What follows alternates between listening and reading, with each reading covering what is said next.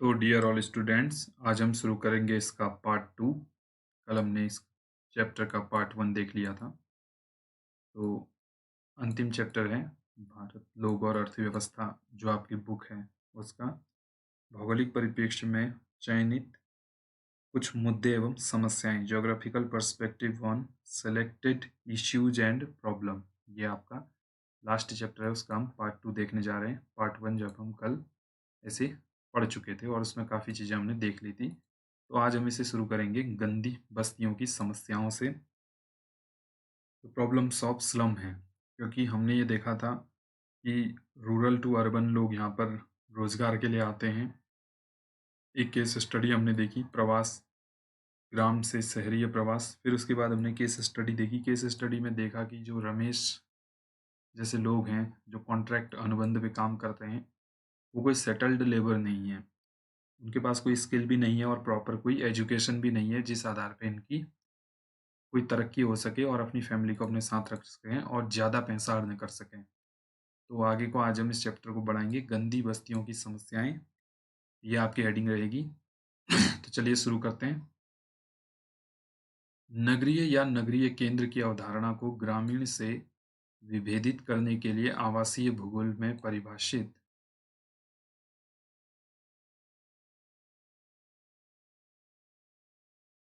किया गया है, जिसके बारे में आप पहले ही इस पुस्तक के कुछ अध्यायों में पढ़ चुके हैं। मानव भूगोल के सिद्धांत नामक पुस्तक में पढ़ चुके हैं कि इस अवधारणा को विभिन्न देशों में अलग-अलग तरीके से परिभाषित किया गया है। नगरीय एवं अनगरीय बस्तियां अपने प्रकारों में भिन्न होती हैं और कई बार ये दूसरे से के पूरक होती हैं। पूरक मतलब अलग, एंटी। इन सब के बावजूद ये नगरीय और ग्रामीण क्षेत्र दो भिन्न संस्कृतियां, संस्कृति, कल्चर, सोशल, समाज, राजनीति, पॉलिटिक्स, आर्थिक, इकोनॉमी, औद्योगिक वातावरण, इंडस्ट्रियल इन्वायरमेंट में विकसित हुई हैं। तो हम पहले भी नगरीय और अनगरीय, मतलब नगरीय और ग्रामीण, इन बस्तियों में किस तरीके के लोग रहते हैं। अगर अर्बन सेटलमेंट है तो वहाँ पर किस तरीके के लोग होंगे, अगर रूरल सेटलमेंट है तो वहाँ पर किस तरीके के लोग होंगे, कौन सी एक्टिविटी में वो लोग इन्वॉल्व होंगे। ये सब चीज़ें हम लोगों ने पहले हम देख चुके हैं। तो एक बार एक केस स्टडी है यहाँ पर, तो उसे हम देख लेते हैं। उससे पहले कुछ पेपर्स की कटिंग है यहाँ पर। आप देखिए स्लम्स की जो समस्याएं हैं क्या क्या होती हैं। Slums dwellers are the backbone of labor force। तो जो झोपड़ियों में रहने वाले लोग हैं, स्लम ड्वेलर्स जिन्हें हम कह रहे हैं, ये लोग श्रम बल, जो लेबर फोर्स है उसके क्या है, बैकबोन है, मेन चीज है उसकी। ठीक है ना। तो अगर ये झुग्गियों में रहने वाले लोग नहीं होंगे तो हमारे पास लेबर नहीं होंगे। अब लेबर की आवश्यकता हमें क्यों पड़ती है, हम कोई इंडस्ट्री लगाते हैं तो वहाँ पर हमें लेबर की आवश्यकता सबसे ज़्यादा पड़ती है, मैन पावर की। ठीक। अगले यहाँ पर कटिंग है, झुग्गियों व फैक्ट्री में आग से दो हताहत, मतलब कोई घटनाएं भी हो जाती हैं, हैजार्ड भी हो जाता है। और अब धधक उठा पेट, भूख के मारे लोग यहाँ पर परेशान हैं।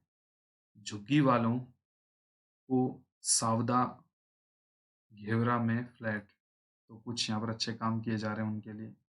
अगला है यहाँ पर, can a slum become a world class township.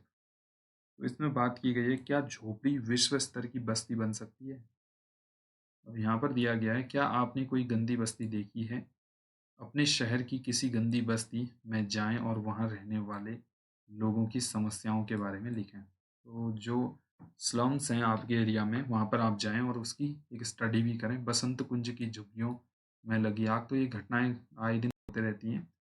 तो यहाँ पर एक मेन जो बस्ती है इसके बारे में काफ़ी रिसर्च हुई है, तो इसको हम देख लेते हैं। धारावी एशिया की विशालतम गंदी बस्ती स्लम। तो एशिया की सबसे विशाल जो है वो धारावी है।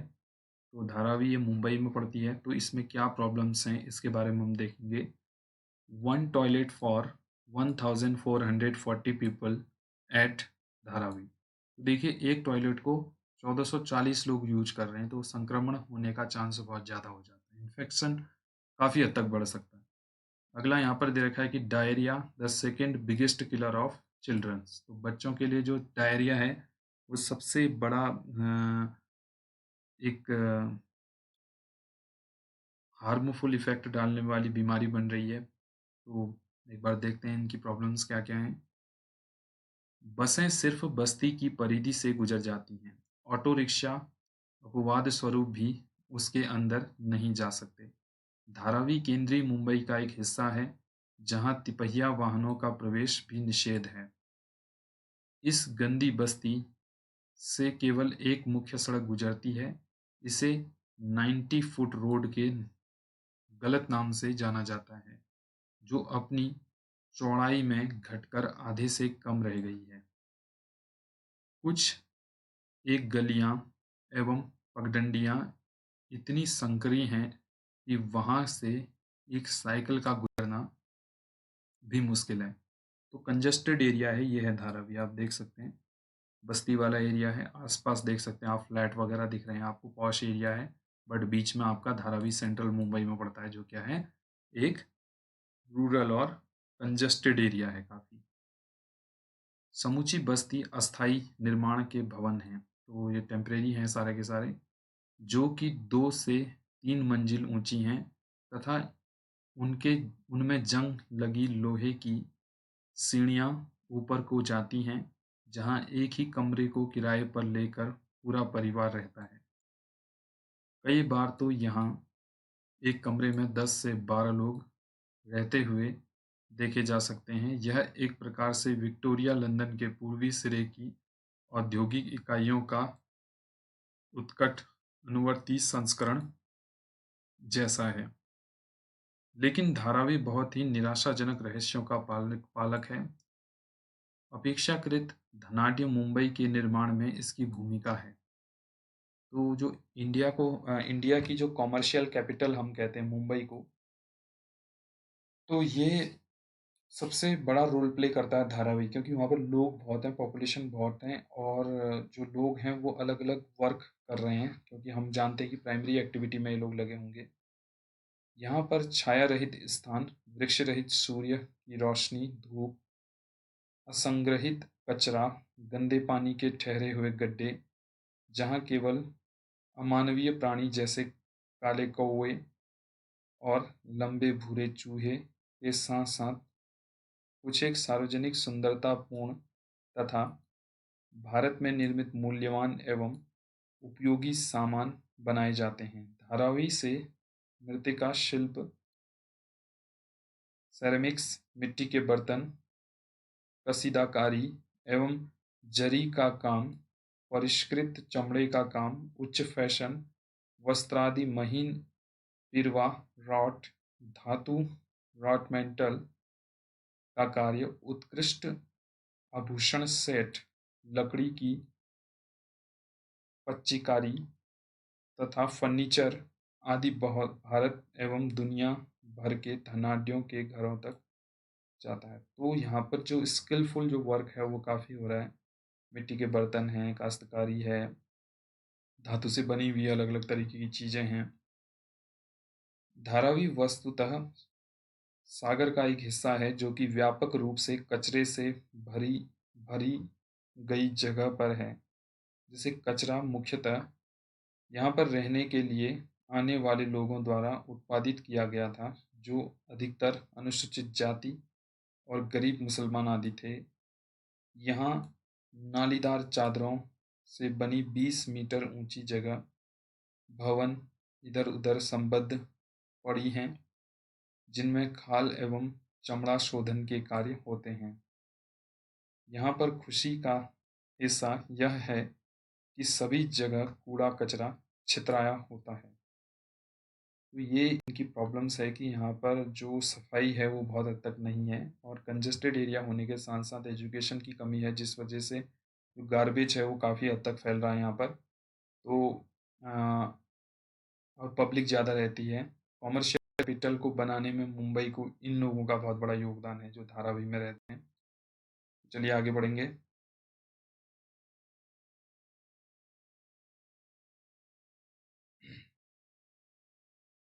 भारत जिसमें ग्रामीण जनसंख्या अधिक है और इसकी सन 2011 में लगभग 69% जनसंख्या ग्रामीण है, जहां गांवों को महात्मा गांधी ने आदर्श गणतंत्र माना था। तो एम.के. गांधी कहते हैं कि आइडियल जो डेमोक्रेसी है वो कहाँ है? गाँवों में है। ठीक? वहाँ अधिकतर ग्रामीण क्षेत्र अभी भी गरीब हैं और प्राथमिक क्रियाकलापों में संलग्न हैं। यहाँ पर अधिकतर ग्राम प्रमुख नगरीय क्रोड के पृष्ठ प्रदेश की रचना करते हुए इनके परिशिष्ट के रूप में विद्यमान हैं। इससे ऐसा लगता है कि नगरीय केंद्र ग्रामीण क्षेत्रों के विपरीत अभेदीकृत एवं एकरूप इकाइयाँ हैं। इसके विपरीत भारत में नगरीय केंद्र सामाजिक, आर्थिक, राजनीतिक, सांस्कृतिक एवं विकास के अन्य संकेतकों के किसी अन्य क्षेत्र की अपेक्षा कहीं अधिक विविधतापूर्ण हैं। सबसे भी ऊपर फार्म हाउस तथा उच्च आय वर्ग की बस्तियां हैं, जिनमें चौड़ी सड़कें, स्ट्रीट लाइट, जल एवं स्वच्छता सुविधाओं, पार्कों, उपवनों तथा सुविकसित हरित पट्टियों, खेल के मैदानों एवं व्यक्तिक सुरक्षा के प्रावधान तथा व्यक्तिगता के अधिकार के रूप में सुविकसित नगरीय अवसंरचना है। दूसरे छोर पर झुग्गी बस्तियां, गंदी बस्तियां, झोपड़पट्टी तथा पटरियों के किनारे बने ढांचे खड़े हैं। इनमें वे लोग रहते हैं जिन्हें ग्रामीण क्षेत्रों से नगरीय क्षेत्रों में आजीविका की खोज में प्रवासित होने के लिए विवश होना पड़ा, या ऊंचे किराए और जमीन की महंगी कीमत के कारण पर अच्छे आवासों में नहीं रह पाते। तो कल हमने एक एग्जाम्पल देखा था एक व्यक्ति का कि वो, अगर कोई भी व्यक्ति, उस व्यक्ति का एग्जाम्पल न लेकर हम किसी का भी अगर एग्जाम्पल लेते हैं, तो रूरल एरिया से अगर कोई अनएजुकेटेड या कम एजुकेशन वाला 8वीं या 10वीं उसने पास कर रखी है और उसके पास कोई स्किल नहीं है बेहतर, तो वो अगर शहरों में जाता है, अर्बन एरिया में रोज़गार के लिए जाता है, तो उसे एम्प्लॉयमेंट कैसा मिलेगा? उसे एम्प्लॉयमेंट बहुत अच्छा नहीं मिल सकता है। तो वो क्या करेगा, जो रिहायशी इलाके हैं या पॉश एरिया हैं वहाँ पर रहना वो पसंद नहीं कर पाएगा, और उसकी जो अर्निंग है वो भी उतनी नहीं है कि वहाँ पर रह सके। तो वो अपने हिसाब से जो प्राइमरी एक्टिविटी में लोग रहने वाले हैं तो वहाँ पर वो उनके साथ इन्वॉल्व हो जाएगा, जैसे धारावी हमने देखा या अन्य हम इसके एग्जाम्पल देख सकते हैं। तो इस तरीके के जो क्षेत्र होते हैं तो उनमें वो रहना शुरू कर देगा। चलिए, वे लोग पर्यावरण की दृष्टि से बेमेल और निम्नीकृत क्षेत्रों पर कब्जा कर रहते हैं। गंदी बस्तियां न्यूनतम वांछित आवासीय क्षेत्र होते हैं, जहां जीर्ण शीर्ण मकान, स्वास्थ्य की निम्न सुविधाएं, खुली हवा का अभाव तथा पेयजल, प्रकाश तथा शौचालय सुविधाओं जैसी आधारभूत आवश्यक चीज़ों से अभाव पाया जाता है। यह क्षेत्र बहुत ही भीड़-भाड़, पतली संकरी गलियों तथा आग जैसे गंभीर खतरों के जोखिम से युक्त होते हैं। इसके अतिरिक्त गंदी बस्तियों की अधिकांश जनसंख्या नगरीय अर्थव्यवस्था के असंगठित क्षेत्र में कम वेतन और अधिक जोखिम भरा कार्य करते हैं। परिणाम स्वरूप ये लोग अल्प पोषित होते हैं और इन्हें विभिन्न रोगों और बीमारियों की संभावना बनी रहती है। ये लोग अपने बच्चों के लिए उचित शिक्षा का खर्च भी वहन नहीं कर सकते। गरीबी उन्हें नशीली दवाओं, शराब, अपराध, गुंडागर्दी, पलायन, उदासीनता और अंततः सामाजिक बहिष्कार के प्रति उन्मुख करता है। तो जो इनके जो आने वाली पीढ़ी है, इनके बच्चे हैं, उनको भी अच्छी एजुकेशन नहीं दे पाते हैं, क्योंकि जो ये कमाते हैं वो कमाना सिर्फ इनके खाने तक सीमित रह जाता है, और उसके बाद क्या हो जाता है, उनके जो आने वाले बच्चे हैं या बच्चे जो हैं वो नशीली दवाओं, ड्रग एडिक्ट हो जाते हैं, एडिक्शन उनको हो जाता है, पलायन कर जाते हैं, माइग्रेट कर जाते हैं, उदासीनता उनके अंतर्गत रहती है, और सामाजिक बहिष्कार भी बहुत बार देखने को मिलता है। लेकिन कई बार हमें इसके अच्छे परिणाम भी देखने को मिलते हैं, बच्चे बहुत अच्छे भी बन जाते हैं और अच्छे अच्छे पोस्टों पर भी चले जाते हैं। तो वो इसका एक पॉजिटिव पॉइंट भी है। चलिए आगे बढ़ेंगे। लेकिन अभी हम समस्याएं पढ़ रहे हैं तो हम सिर्फ इसके समस्याओं के बारे में चर्चा यहाँ पर करेंगे। गंदी बस्तियों के निवासियों के बच्चे स्कूली शिक्षा से वंचित क्यों रह जाते हैं? तो इसके पीछे लॉजिक बताना है कि आखिरकार जो गंदी बस्तियों में जो लोग रहते हैं उनके बच्चे एजुकेशन से क्यों दूर रह जाते हैं। अगला है भू निम्नीकरण या लैंड डिग्रेडेशन। इसको हम देखें।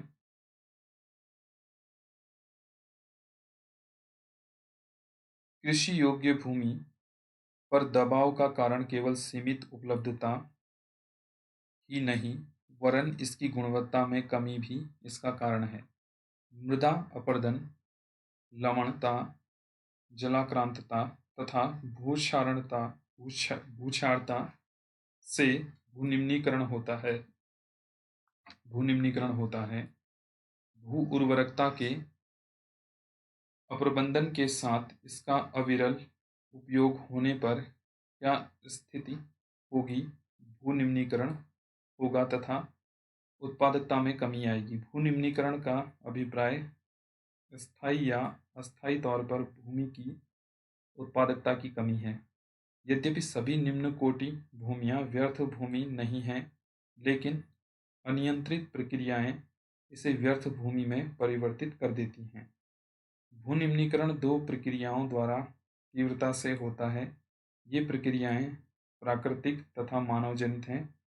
भारतीय दूर संवेदन संस्थान ने व्यर्थ भूमि को दूर संवेदक तकनीक की सहायता से सीमांकित किया और इन प्रक्रियाओं के आधार पर इनको वर्गीकृत किया जा सकता है, जैसे प्राकृतिक खड्ड, मरुस्थलीय या तटीय रेतीली भूमि, बंजर चट्टानी क्षेत्र, तीव्र ढाल वाली भूमि तथा हिमानी क्षेत्र।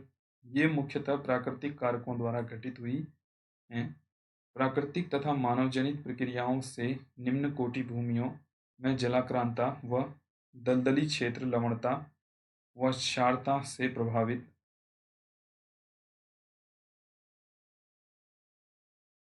भूमियाँ, झाड़ी सहित झाड़ियों रहित भूमियाँ आदि सम्मिलित हैं। कुछ अन्य निम्न कोटि भूमियाँ भी हैं, जैसे स्थानांतरित कृषि जनित क्षेत्र, रोपण कृषि जनित, शरित वन, शरित चारागाह तथा खनन व औद्योगिक व्यर्थ क्षेत्र जो मानवीय प्रक्रियाओं से कृषि के अयोग्य हुई है। तालिका 12.3 में से यह प्रदर्शित है कि प्राकृतिक प्रक्रियाओं की अपेक्षा मानवीय प्रक्रियाओं द्वारा अधिक व्यर्थ भूमि का विस्तार हुआ है। तो एक तो है नेचुरल तरीके का लैंड डिग्रेडेशन होना, और एक है ह्यूमन इफेक्ट के द्वारा लैंड डिग्रेडेशन होना, भूमि का निम्नीकरण होना। मान लीजिए एक समय पे ये 5 एकड़ ज़मीन है और यहाँ पर भी 5 एकड़ ज़मीन है। तो यहाँ पर खेती कर रहे थे लोग, कुछ आदिवासी ट्राइबल्स कम्युनिटी के लोग। बट क्या होता है, वो लोग इसको छोड़ देते हैं और नेचुरली क्या होता है कि इसे कुछ वर्षों के लिए छोड़ने के बाद इस पे प्लांटेशन दोबारा से हो जाती है और कुछ पेड़ पौधे उग जाते हैं। तो इसकी वजह से भी क्या हो गया, कृषि क्षेत्र कम होने लग गया। ये तो हो गया नेचुरल टाइप, झाड़ियाँ उग जाती हैं या कुछ उग जाता है। अगला है जहाँ पर ह्यूमन एक्टिविटी, मनुष्य ने यहाँ पर मकान बना दिए हैं, ठीक, रहने के लिए यहाँ पर घर बना दिए हैं, इंफ्रास्ट्रक्चर बिल्डिंग बना दी है, सड़कें बना दी हैं, गाड़ियाँ चला दी हैं। इस वजह से भी क्या हो जाएगा, हमारा जो लैंड डिग्रेडेशन है वो होने लग जाएगा या भूमि का निम्नीकरण हो जाएगा। तो दो कॉजेज इसके पीछे हैं। ये बड़ी सामान्य सी एक बात है। चलिए आगे बढ़ते हैं। तो इससे पहले हम एक बार तालिका देख लेते हैं।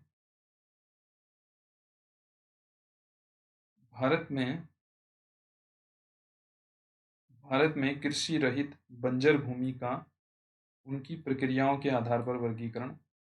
संवर्ग और भौगोलिक क्षेत्र का प्रतिशत। संवर्ग है सकल कृषि रहित बंजर निम्नीकृत भूमि 17.98, बंजर व कृषि योग्य अयोग्य बंजर भूमि 2.18।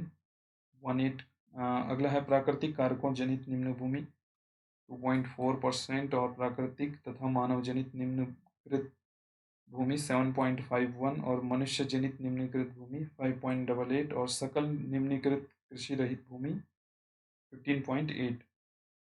स्रोत है भारतीय सुदूर संवेदन संस्थान द्वारा तैयार।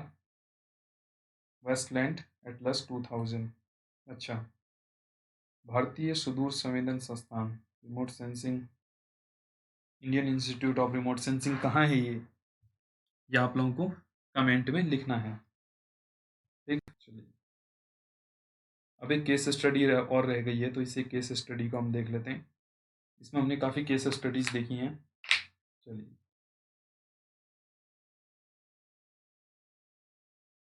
झाबुआ जिला मध्य प्रदेश के अति पश्चिमी कृषि जलवायु क्षेत्र में अवस्थित है।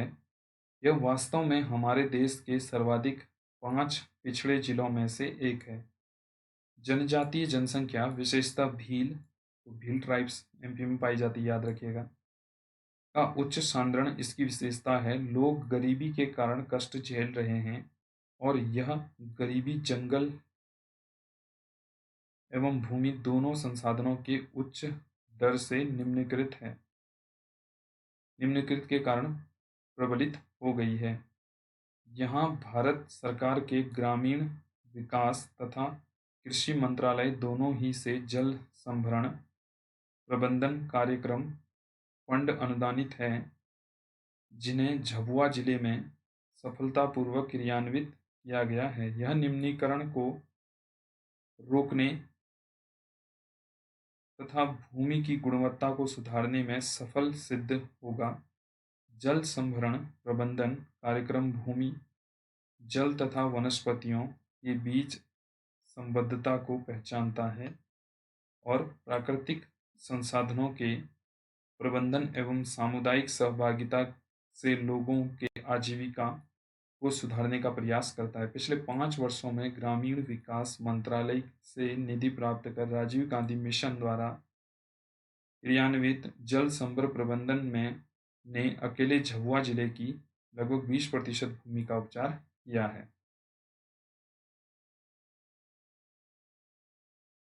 झाबुआ जिले का पेटलावाड विकासखंड जिले के सर्वाधिक उत्तरी छोर पर स्थित है तथा सरकार एवं गैर सरकारी संगठनों की साझेदारी तथा जल संभरण प्रबंधन हेतु समुदाय की प्रतिभागिता का सफल और रोचक प्रकरण प्रस्तुत करता है। पेटलावाड विकासखंड के भील कारावट गांव के शतरुंडी बस्ती समुदाय ने अपना स्वयं का प्रयास करके विस्तृत भागों की साझी संसाधनों को पुनर्जीवित किया है। प्रत्येक परिवार ने साझी संपदा में एक पेड़ लगाया और उसे अनुरक्षित किया। इसके साथ ही प्रत्येक परिवार ने चरागाह भूमि पर चारा घास बोया और कम से कम 2 वर्षों तक उसकी सामाजिक घेराबंदी। इसके बाद भी उनका कहना था, इन जमीनों पर कोई खुली चराई नहीं होगी और पशुओं की आहार पूर्ति हेतु नाद बनाए जाएंगे।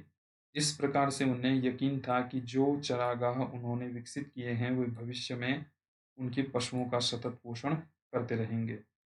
इस अनुभव का एक रोचक पक्ष यह है कि समुदाय इस चारागाह प्रबंधन प्रक्रिया की शुरुआत करते हैं कि इससे पहले ही पड़ोसी गांव के एवं एक निवासी ने उस पर अतिक्रमण कर लिया।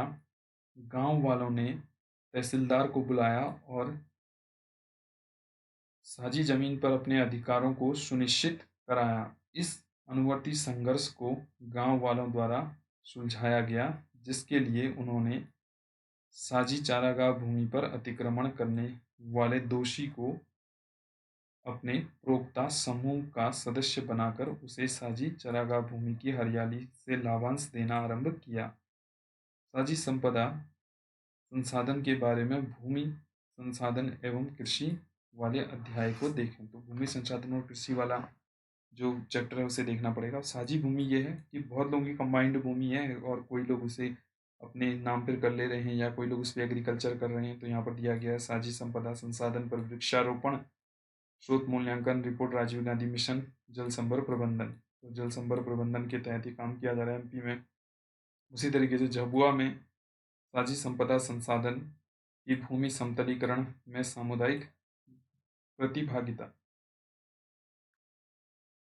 तो स्टूडेंट्स, ये चैप्टर आपका यहाँ पर समाप्त होता है और आपके टोटल 12 चैप्टर भारत, लोग और अर्थव्यवस्था, इंडिया, पीपल एंड इकोनॉमी में ये चैप्टर सारे के सारे कंप्लीट हो चुके हैं, 12 के 12 अध्याय। तो इसके बाद हम प्रैक्टिकल का पोर्शन शुरू करेंगे। मैं चाहता हूँ कि 12th की एनसीईआरटी आपकी पूरी की पूरी हम पढ़ लें इस लॉकडाउन के दौर में, क्योंकि इन छुट्टियों का हम बेहतरीन उपयोग करेंगे और आप सभी लोगों से वादा करेंगे और आप लोग भी वादा करेंगे कि इस बार हम अच्छे अंकों से पास होंगे और जो मैं पढ़ा रहा हूँ उसका आप लोग बेहतरी से उपयोग करेंगे। तो बने रहिए मेरे साथ, कल से हम प्रैक्टिकल के बारे में पढ़ेंगे। तब तक के लिए थैंक यू।